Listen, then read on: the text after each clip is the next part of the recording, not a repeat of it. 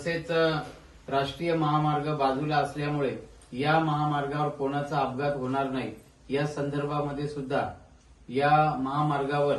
लोकांच्या सुरक्षिततेसाठी काहीतरी सुविधा असली पाहिजे यासाठी सुद्धा ते सातत्याने पुढाकार घेत असतात। आज त्यांचा जन्मदिवस आहे, त्या निमित्तानं त्यांना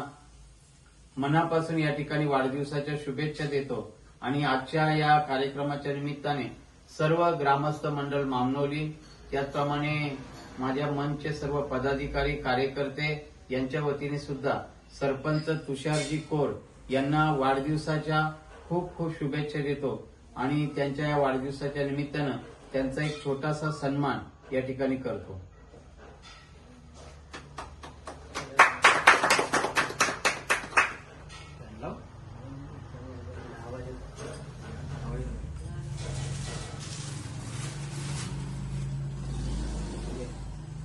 फोटो